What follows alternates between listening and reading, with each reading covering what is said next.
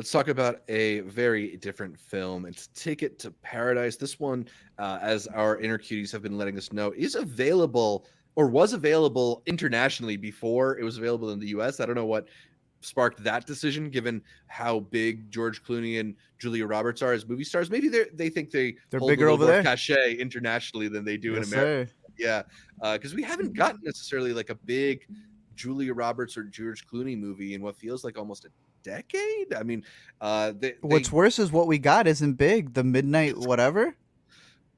yeah, You I don't know, know exactly. it, Yeah, it, it was Money easier in your Hunter. mind. Yeah, it was easier in your mind to be like they haven't done anything than to have to be Yeah, like they did do that. yeah, oh yeah.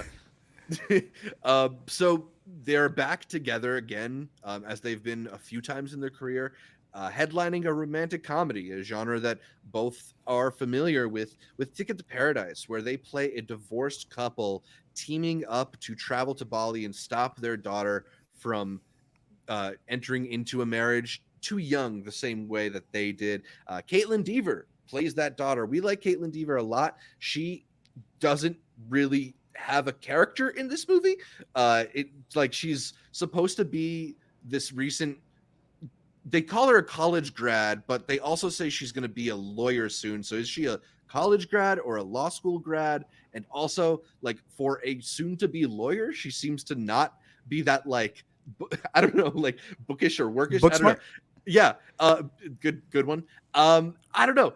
A lot of this film kind of feels just sort of like engineered in reverse. We want to send these two lovable movie stars to a beautiful location and have them fight until they're friends again. And it just kind of feels like very laid out and not like they get to these places organically. Even the charm of George Clooney and Julia Roberts couldn't really sell that transition. They're very fun to watch. Like I gave this one a negative review. I have it as 2 stars on my letterbox. But that being said, like it's not unpleasant to watch because they are so radiant and charming. And I get it. I fall for the George Clooney smile that most people do. But there's just not a lot of jokes in this comedy.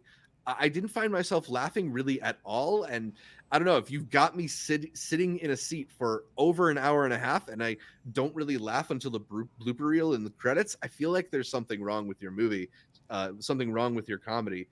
I wanted to like this one, and I don't want to say this is like one of the more annoying films or something that I watched because it's inoffensive, it's fine.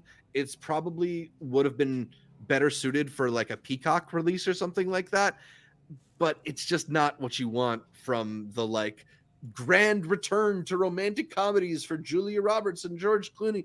It just feels like they could have used a little more punch up on this one. It's one of those. You said they reverse engineered it. They reverse engineered it with where they wanted to go on vacation, Mm-hmm. found out what spots they wanted to go to, and then kind of wrote stuff in there. But The funny thing is they didn't actually shoot in Bali. They shot in like Western Australia. Wherever they shot, it was beautiful. But yeah. okay, interesting.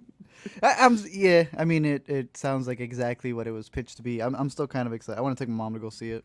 Yeah. It's a perfect actually one of the first things that I said when I left the theater was like that's a great movie to watch with your parents. That it's a perfectly There you go. inoffensive With decent time. Thanksgiving right around the corner, it'll probably be on Peacock by then or wherever. Yeah.